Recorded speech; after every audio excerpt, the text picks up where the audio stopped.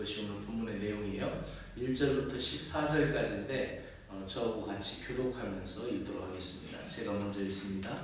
야곱이 길을 떠나 동방 사람의 땅에 이르러 들에 우물이 있고 그 옆에 양 세 떼가 누워 있으니 이는 목사들이 그 우물에서 양떼에게 물을 먹이니라.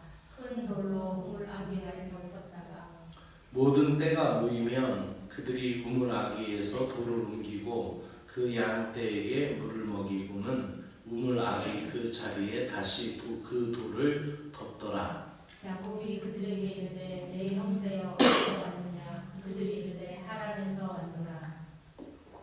이렇게 우물 어기를 이렇게 막는 거는 그때 당시에는 이 물이 굉장히 귀할 때니까 우물에 동물이 빠져 죽을 수도 있고 또 우물이 더럽혀지면 못 쓰니까 그거를 개봉을 할 때 그냥 누구나 아무렇게나 이렇게 그 개봉을 하는 게 아니라 그 왜 바닷가에 가면은 그 어촌계의 원칙이 있잖아요. 어느 바위에서 어느 바위까지 미역은 누구네 거 뭐 이런 식으로 다. 그리고 그 동네에도 동네에 맞는 풍속이 있고 그렇듯이 그 목동들 사이에서도 그런 원칙이 있었다고 합니다. 그래서 몇 대가 다 모이면 어느 시경에 어느 때가 모이면 그때 개봉해서 다 같이 하고 물을 쓰고 다시 그 우물을 보관하는 그렇게 귀하게 여겼던 우물이라는 그 배경을 갖고 있습니다. 야곱이 그들에게 이르되 너희가 나홀의 손자 라반을 아느냐. 그들이 이르되 아노라. 야곱이 그들에게 이르되 그가 평안하냐. 이르되 평안하니라. 그의 딸 라헬이 지금 양을 돌보 있느니라. 야곱이 이르되 해가 아직 높은즉 가축 모일 때가 아니니 양에게 물을 먹이고 가서 풀을 뜯게 하라. 그들이 이르되 우리가 그리하지 못하겠노라. 때가 다 모이고 목자들이 우물 아기에서 돌을 옮겨야 우리가 양에게 물을 먹이느니라. 야곱이 그들과 말하는 동안에 라헬이 그의 아버지의 양과 함께 오니 그가 그의 양들을 치고 있었기 때문이더라. 야곱이 그의 외삼촌 라반의 딸 라헬과 그의 외삼촌의 양을 보고 나아가 우물 아기에서 돌을 옮기고 외삼촌 라반의 양떼에게 물을 먹이고 그가 라헬에게 입을 맞추고 소리를 내어 울며 그에게 자기가 그의 아버지의 생질이요 리브가의 아들됨을 말하였더니 라헬이 달려가서 그 아버지에게 알리매 라반이 그의 생질 야곱의 소식을 듣고 달려와서 그를 영접하여 안고 입 맞추며 자기 집으로 인도하여 드리니 야곱이 자기 모든 일을 라반에게 말하매 라반이 이르되 너는 참으로 내 혈육이로다 하였더라. 야곱이 한 달을 그와 함께 거주하더니. 아멘. 오늘 여기까지만 읽도록 하겠습니다. 말씀의 제목 따라합시다. 변화된 마음 복된 만남. 변화된 마음 복된 만남. 예, 여기 보면은 잘 보이실라나 모르겠어요. 빨간 선이 있죠. 빨간 선이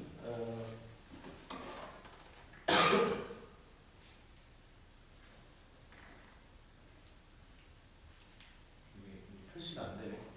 제가 핀셋이 고장나서 그 우루에서부터 빨간 선을 따라 하란에 오고 하란에서 다시 이렇게 왔다 다마스쿠스에서 호바에서 다시 세겜으로 헤브론으로 그리고 이집트로 내려갔다 다시 올라가서 브엘세바에서 죽었어요. 그게 바로 아브라함의 삶이에요.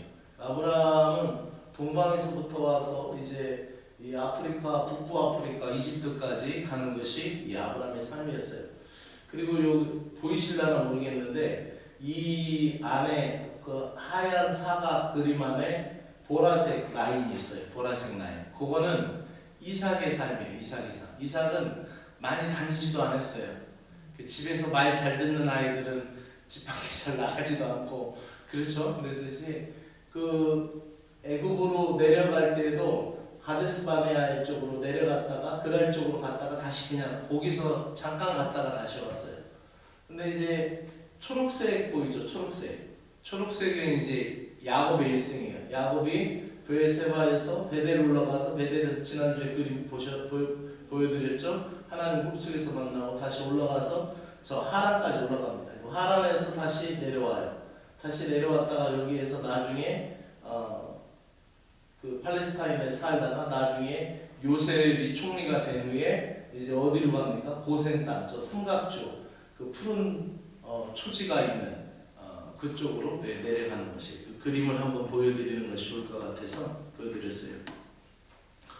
우리는 이 야곱이라는 사람을 통해서 야곱의 일생을 통하여 하나님이 야곱의 일생의 여정을 어떻게 하나님이 역사하셨는지, 하나님이 어떻게 일하셨는지를 보면은 하나님의 일하심을 우리가 깨달을 수 있습니다. 중요한 것은 하나님은 하나님 안에 붙어 있는 모든 사람들을 변화시킵니다. 하나님에게서 떨어져 나가거나 하나님에게 등 돌린 사람은 그 변화심의 은혜를 경험할 수가 없는데, 우리가 약하고 부족하더라도 하나님의 은혜 안에 하나님의 권소국으로 되어 있는 자들은 하나님이 반드시 변화시킬 줄로 믿습니다. 베델에서 하란에 이르는 동안 야곱은 하나님과 동행하면서 많은 걸 배우고 깨닫게 되죠. 왜 그러냐면은 광야라는 것은 누구에게나 힘든 길이고, 그리고 그것은 특별한 교육의 장입니다.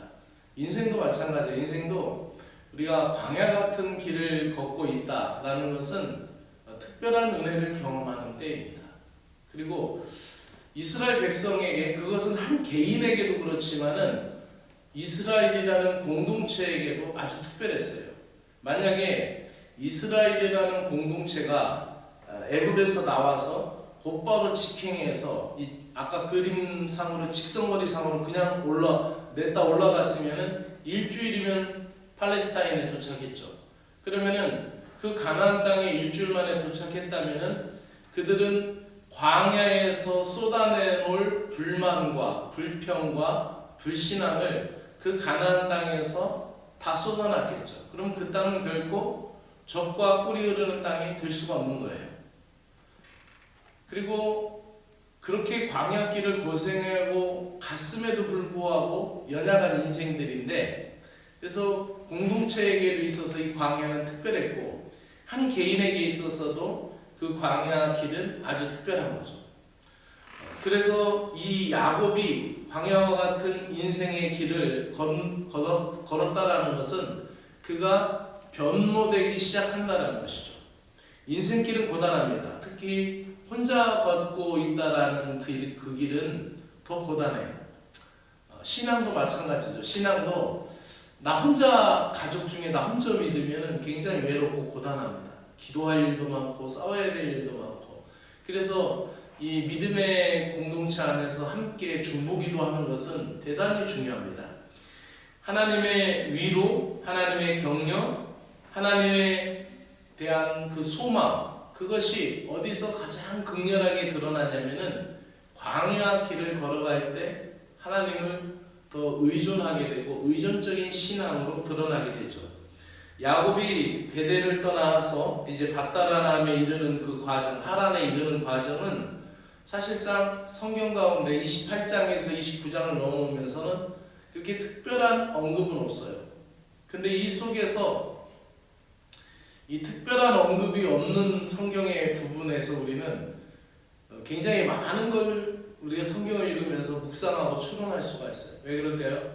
그 시간들이 하나님의 응답이 없었고 또 하나님에게 직접적인 계시가 없었던 이 시간들을 통하여 그는 자기 삶에서 굉장히 많은 고뇌를 거쳤다라는 거죠.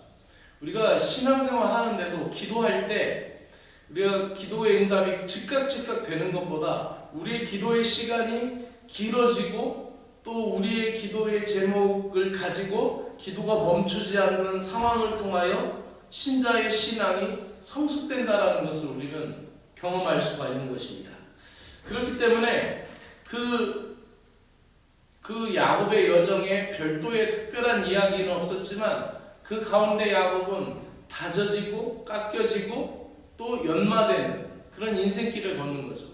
그래서 우리가 신앙생활을 하는 데 있어서 어떤 목적을 가지고 어디에 도달하느냐가 중요한 것이 아니라 누구와 함께 하느냐가 더 중요한 거예요.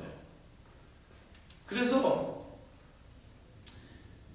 인생도 그렇고 우리 신앙의 생활도 그렇고 누구와 함께 하느냐가 우리 신앙생활에 정말 변화를 주는지 또 그 신앙이 깊어지는지 그 의미를 우리는 알 수가 있는 것이죠.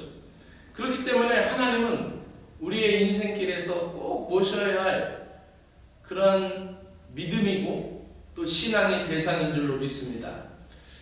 그래서 이제 야곱과 라헬이 이제 만나는 장면이 1절부터 9절에 보면 나타나는데 하나님이 우리의 성도의 삶에도 간섭을 하신다, 간섭을 안 하신다, 우연이냐 필연이냐 이런 생각은 우리가 신앙생활하면서 끊임없이 하게 되는 질문이죠. 가나안을 떠나서 하란으로 이동하는 그 장소의 과정 가운데 야곱이 하란에 도착하자마자 첫 번째로 만난 사람들이 누구냐면 목동들이었어요. 이 목동들을 만나는데 이 목자들을 만나면서 야곱이 아까 그림에서 보았을 때처럼 자기 고향이었던 그 브엘세바, 그 가나안 땅에 있을 때하고 그 베델을 거쳐서 브엘세바까지 올라오는 그 시간들을 거치면서 굉장히 많은 생각을 했을 거예요. 그리고 그 길을 통하여서 그는 하나님을 더 의지하게 됐고 그 생각이 변화됐어요. 그 첫 번째 단어가 성경을 읽을 때 우리는 그냥 쭉 읽었지만은 한 단어 한 단어 묵상하다 보면 거기에서 어떤 단어가 나오냐면 목자들을 향하여 내 형제라는 단어를 씁니다. 이거는 그냥 우리가 국어책 읽듯이 성경을 읽어버리면은 아무런 의미가 없지만은 야곱을 보십시오. 그의 친형이었던 에서하고도 형제를 나누지 못한 사람이 야곱이에요. 브엘세바에서는 자기 친형이었던 에서하고도 형제를 나누지 않고 팥죽 한 그릇을 넘기더라도 거래를 해야 되고 또 그 경쟁 심리 속에서 그 장자권을 어떻게 쓰든지 뺏어내려고 하는 그 마음이 야곱이었고 형님 먼저 아우 먼저 옛날 몽신라면의 광고에 그거 나오죠. 형님 먼저 아우 먼저. 근데 그게 아니고 장자권도 팥죽 한 그릇도 거래로서 그것을 얻어내려고 했던 것이 야곱이며 친형이었던 에서에게도 형제를 나누지 않았던 것이 야곱이에요. 그런데 이제 자기가 살 땅을 밟고 거기에 있는 낯선 목자들을 향하여 그의 단어가 바뀌어요. 뭐라고 바뀌어요? 내 형제라고 바뀌는 거예요. 여기에서 야곱의 마음의 변화가 일어났던 것을 우리는 볼 수 있죠. 그 긴 여정을 통하여서 그의 마음이 변화되었다는 것을 볼 수가 있어요. 그 거리가 서울에서 부산 2번 거의 갈 정도의 거리예요. 쉽지 않은 길이에요. 제가 같이 이제 그 석사 과정하고 박사 과정을 같이 나온 그 실천신학대학교 동문인 그 김주선 목사님이라는 분이 있어요. 여기에도 지난번에 한번 와서 예배 드렸던 목사님인데 그분이 이제 라이프호프라는 자살 예방 센터에서 사무총장격으로 하는 거기서 일을 하시는 분이 있는데 9월 7일부터 어떤 것을 계획하냐면은 부산에서부터 이제 서울까지 걷는 거예요. 그러면서 자살 예방의 날까지 그 목표를 맞춰서 길을 걷는 거죠. 길을 걷는데 이제 이게 벌써 이제 그 기도 제목을 이렇게 나누면서 이렇게 페이퍼로 나눠주면서 하니까 소문을 듣고 기자들이 몰려들고 어느 회사에서는 그 굉장히 홍보가 될 거 아니에요. 좋은 일이고 선한 영향력이니까 어느 회사에서는 모자, 옷, 그리고 배낭, 스틱, 신발도 좋은 거 신어야 되잖아요. 많이 하루에 한 30km씩 걸어야 돼요. 굉장히 긴 거리인데 그러니까 어떻게 해요? 자기 회사에서 이 모든 걸 다 되겠다, 스폰을 하겠다. 근데 이 목사님 거절해. 돈이 얼마 되느냐, 뭐 개인 후원하겠다, 그것도 거절해. 그냥 그 시작하는 날부터 끝나는 날까지 한 2주 동안만 그 라이프 오프라는 그 계좌만 열어놓고 이제 길을 걷는 거죠.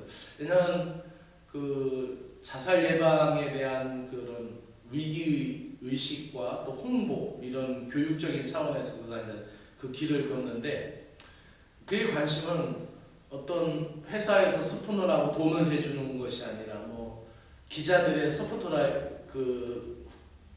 보도를 막 받고, 그게 아니라 그가 걸으면서 생명의 존중함을 세상 사람들한테 알리는 게 목적이에요.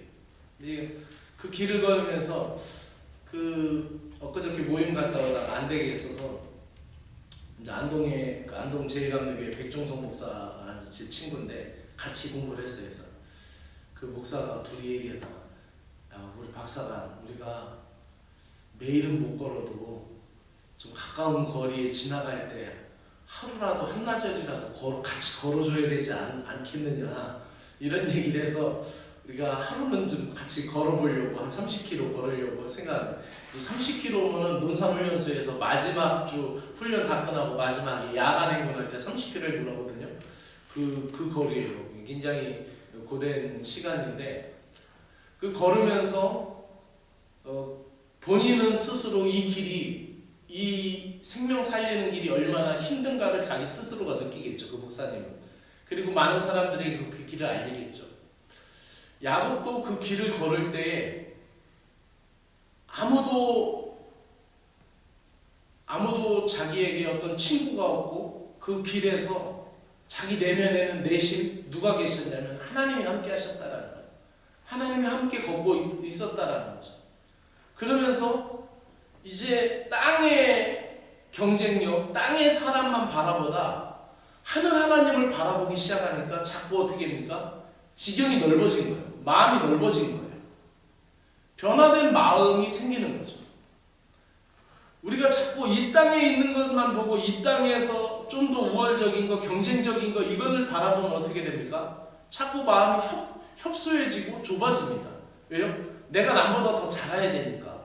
그래서 이 중앙대학교의 김누리 교수라는 분은 그가 한국 사회는 대학이 망쳐놓았다, 이 강의를 하면서 경쟁은 야만이다 이래요. 이분은 독일에서 공부하고 독일에서 학위를 따오신 분인데, 독일 같은 경우는 대학교를 안 간대요. 안 가는 사람들이 많대. 그리고 고등학교 나와서 취직을 하는 거나 대학교 나온 사람이 취직을 하는 거나 급여의 차이가 없다는 거예요. 그리고 대학을 갈 때도 어떻게 가느냐, 자기가 좋아하는 과를 자기가 선택해서 간대요. 그러면 아무래도 거기도 뭐 의대라든지 법대라든지 사람들 모일 거 아니에요? 그러면 많이 모였는데 대학을 시험 안 보고 가면 어떻게 뽑아요? 추첨을 한답니다. 추첨. 누구에게나 기회는 주는 거예요. 의사가 될 수 있는 기회. 나중에 의사 시험을 합격을 해야 되겠지만 누구나 다 시골에서 온 사람이나 남녀공학에서 온 사람이나 공고에서 온 사람이나 실업고등학교에서 온 사람이나 누구나 다 의대를 갈 수 있어요. 그럼 만약에 몰리면 어떻게 되느냐? 그 다음에 재수하면 거의 다 간대요. 그리고 만약에 이 추첨해서 내가 이 제비 뽑기를 제대로 못했다, 3년을 재수했다, 그 사람은 100% 된답니다. 그 사람이 더 기다렸기 때문에. 그러면서 이분이 얘기하는 건 경쟁은 야만이다, 이렇게 얘기하는 거예요. 이 경쟁선상에 놓여 있다라는 거. 신앙도 마찬가지죠. 신앙도 내가 더 많이 해야 되고, 내가 더 우월해야 되고, 더 자랑해야 되고, 그 은사를 자랑하다 보니까 고린도 교회에 가장 큰 문제가 있었죠. 헌금하는 것을 자랑하다 보니까 아나니아와 삽비라 같이 그런 문제가 있었죠. 앞서서 바나바의 헌금이 있었기 때문에 그런 거죠. 그러니까 야곱에게도 있었던 이 경쟁 심리, 그것을 변화시키는 과정이 그가 브엘세바에서 베델을 거쳐서 하나님을 만나고 또 그 거의 800km 가까운 거리를 그가 걸으면서 그의 마음이 하나님만 바라보고 뭐 걸어봐야 광야에서 누구를 보겠어요? 하늘의 별을 바라보고 하늘의 구름을 바라보며 하나님을 바라봤다는 거죠. 이것은 우리가 그냥 성경을 우리가 읽을 때, 성경을 묵상할 때, 우리에게 중요한 말씀, 이 말씀 너무 좋아, 이 말씀 너무 좋아, 이 밑줄만 치는 이 성경 메시지가 아니라 정말로 야곱이 걸었던 이 길의 노정을 내가 함께 생각하면서 우리는 과연 이 야곱의 마음이 어떤 마음인가를 우리가 생각하며 내 신앙생활에 내면할 때 우리의 마음이 넓어지게 될 줄로 믿습니다. 그러면서 그는 하란 우물에서 만난 목자들에게 내 형제라고 말하는 거예요. 진짜 형이었던 에서와도 형제를 나누지 못했는데 마음의 변화가 일어난 것이죠. 하나님과 동행하면 하나님을 닮아 고귀한 품성이 일어나게 될 줄로 믿습니다. 오늘 새벽의 말씀에도 이 품성, 성품에 대한 메시지가 있었는데, 그렇기 때문에 그는 이제 거기에서 목동들을 만나며 그 소식을 듣고 또 자기가 찾는 사람들의 이야기를 듣고 나반의 안부를 묻고 할 때 목동들이 나반의 딸이 오고 있다는 걸 이야기를 해주죠. 이 만남, 이 또한 중요한 거죠. 우리의 인간의 시각에서 볼 때는 항상 그것이 우연일 수 있어요. 내가 이곳에 사는 건 우연일 수 있죠. 내가 어떤 사람을 만나서 사업을 하는 거 우연일 수 있어요. 기도하는 사람한테는, 하나님을 신뢰하지 않는 사람들한테 우연일 수가 있겠죠. 그러나 우리가 깨닫는 사람, 하나님의 은혜를 경험한 사람은 이후에 돌아보면 모든 것이 전부가 다 하나님의 은혜였던 것을 고백하지 않을 수가 없는 거죠. 하나님의 섭리 안에서 그것은 필연이라는 거죠. 내 삶에 우연히 일어난 것이 아니라 하나님의 인도이고 하나님의 은혜임을 고백할 것들을 한번 생각해 보십시오. 어떤 것들이 있습니까? 우리는 그것으로 인하여 다시 하나님을 만나고 다시 하나님을 경험하는 시간이 될 줄로 믿습니다. 아브라함의 종인 리브가를 만난 것, 그것도 굉장한 은혜였죠. 역시 이제 하나님의 섭리로 야곱이 라헬을 만나게 되는 것이죠. 야곱은 그녀를 위하여 돌을 옮겨주고 양들에게 먹이고 이 친절을 보이기 시작해요. 이미 벌써 말에서 달라진 야곱이 행동에서도 달라지는 걸 볼 수가 있어요. 우리가 주님의 은혜를 경험하면은 말이 달라질 뿐만 아니라 그의 행동도 달라져요. 이것이 신앙 안에서 경험하는 신비예요. 야곱은 그간 있었던 모든 일들 속에서 하나님을 더 찾아가며 또 하나님을 만나며 만나는 사람을 통하여 더 새로워지고 더 변화되고 있습니다. 그러나 그 변화가 한꺼번에 완전히 된 것은 아니에요. 계속 바뀌어지고 있죠. 어찌 보면은 고센 땅까지 가서 바로 앞에 서는 그날까지 계속 변화될 거예요. 저와 여러분의 신앙과 삶도 마찬가지예요. 우리가 주님 앞에 서는 그날까지 계속 변화돼요. 안 바뀐 것 같죠? 근데 엄청나게 많이 바뀌었어요. 근데도 어떻게 해요? 앞으로도 또 우리는 더 많이 바뀔 거예요. 그것이 은혜의 신비인 거예요. 그렇지 않아요? 고단한 우리의 인생 여정, 그 삶 속에서 야곱이 걸어갔던 길을 통하여 우리는 나 자신을 생각하며 하나님이 나에게 주시는 만남, 하나님이 나와 함께 하시는 은혜, 이런 것을 통하여서 우리는 우리의 삶의 변화를 경험하게 되는 것입니다. 야곱은 거기에서 외삼촌을 만났어요. 얼마나 기쁠까요? 야곱하고 이제 다음 시간에 이제 야곱하고 나반하고 이제 좀 더 다른 사랑이 솟고 사랑이 속이는 관계 속에서 살아가게 됐지만은 어쨌든 짧았지만 굉장한 위로를 받았을 거예요. 한번 생각을 해보세요. 여러분이 길을 막 가는데 누구 아는 사람을 만났다고 생각해봐요. 얼마나 기쁠 것 같아요? 얼마나 기쁘겠어요? 거의 1000km, 부엘세바에서부터 따지면 거의 1000km에 가까운 거리를 걸어가서 자기의 고륙 지친이었던 외삼촌을 만나게 되었을 때 그의 마음은 큰 위로가 되었죠. 여러분, 누구를 만나서 위로를 받았습니까? 여러분, 좋은 목회자를 만나서 위로를 받는 것, 그것도 하나님의 위로예요. 내 가족을, 내 인생을 살면서 만난 것도 하나님의 위로예요. 나의 가족만큼 나를 위로해주고 나를 도와주고 나를 섬기는 사람이 또 없을 거예요. 또 내가 친구를 만난 것도 또 위로예요. 하나님은 이 세상 속에 많은 위로와 은혜의 역사들을 허락하여 주셨습니다. 그것을 통하여 우리는 하나님을 찾아가고 하나님을 더 새롭게 경험하는 믿음의 신자들이 되기를 간절히 바랍니다. 오늘도 말씀을 붙들고 우리 함께 기도하기로 하는데요.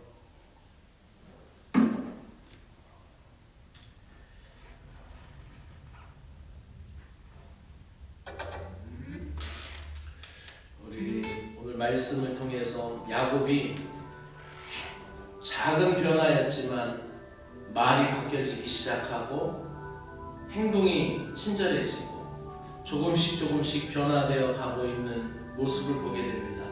야곱과 같은 나의 인생, 나의 삶을 하나님이 작정하시고 인간 개조의 시작이 되는 그 광경을 우리는 보게 됩니다. 모든 만남을 주관하시는 하나님께 우리가 믿음으로 기도할 수 있는 시간을 갖기로 원합니다. 우리 함께 말씀을 붙들고 같이 기도합시다. 기도드립니다. 하나님 아버지, 모든 만남을 주관하시는 하나님, 우연의 연속처럼 보이는 일상도 하나님의 계획 안에 있는 일임을 고백하게 됩니다.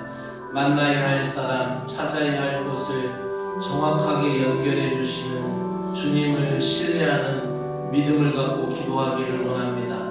하나님 아버지, 우리가 인생을 살면서 어디에 도달하느냐가 문제가 아니라 누구와 함께 하는가가, 누구를 만날 것인가라는 방향성을 제대로 깨닫게 하여 주시기를 원합니다. 오늘 말씀을 통하여 우리는 이것들을 다시 한번 생각해 보게 됩니다.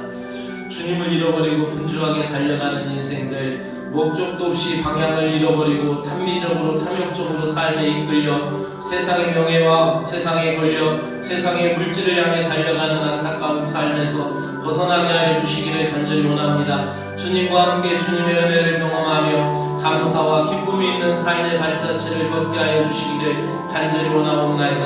하나님 아버지, 야곱과 같이 우리 신자의 삶에도 우연이란 없음을 고백하게 됩니다. 야곱과 나에게 만남은 우연이 아니라 만물을 창조하시고 통치하시는 하나님의 섭리임을 깨닫게 됨을 믿습니다. 신자들의 삶에, 신자들의 앞길에 대하여 주님이 일하고 계심을 우리는 깨닫습니다. 여호와 일의 하나님을 깨닫습니다. 주님이 준비하고 계심을 깨닫습니다. 또한 하나님 아버지, 우리가 지나온 삶, 지난 일에 대하여 주님의 은혜를 생각합니다. 하나님 아버지, 지나온 나의 삶을 되돌아볼 때 나를 연단시키고 나를 단련시키고 지난 삶을 통하여 나를 깨닫게 하여 주셨으며 지난 삶을 통하여 육적인 것보다 영적인 것을 더 소중하게 깨닫게 하여 주시고 내 삶의 주인이신 주님의 통치와 주님의 다스리심을 깊이 받아들이게 하는 신자가 되게 하여 주신 것을 감사합니다. 모든 삶의 과정은 신앙의 연단의 이해의 과정의 연속임을 다시 깨달으며 주님 앞에 더 굳건히 설 수 있도록 은혜를 베풀어 주시옵기를 간절히 원합니다. 지친 이들을 보듬는 교회가 되게 하여 주시옵소서. 우리 교회가 위로가 되는 교회가 되게 하여 주시고 우리 교회가 생명의 만남의 교회가 되게 하여 주시고 우리 교회가 마침내 주님의 품으로 함께 걸어가는 믿음의 공동체가 되게 하여 주시고 이 기회를 통하여 주님과 소중한 만남이 이루어지게 하시고 이 교회를 통하여 서로를 세워주는 지체들이 많아지게 하여 주시고 주님의 위로를 받는 자들이 서로가 서로에게 위로와 사랑이 되는 교회가 되게 하여 주시기를 간절히 원하옵나이다.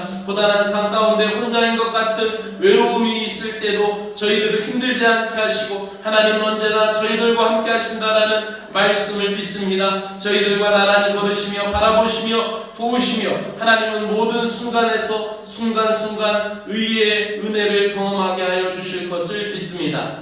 오늘도 변화된 마음으로 복된 만남을 경험하게 하여 주시기를 원하옵나이다. 하나님 기도하는 지체가 되게 하여 주시고 축복하는 지체가 되게 하여 주시고 서로가 이끌어주는 복된 지체가 되게 하여 주시고 위로를 줄 수 있는 삶이 되게 하여 주시옵소서. 이 고단한 인생 삶 가운데 하나님 이 예배 공동체에 오게 될 때마다 하나님을 만나고 사랑하는 성도들을 만나며 주님 앞에 함께 걸어가는 복된 공동체가 되도록 주여 은혜를 베풀어 주시옵소서. 예수님의 이름으로 간절히 기도드리옵나이다. 아멘.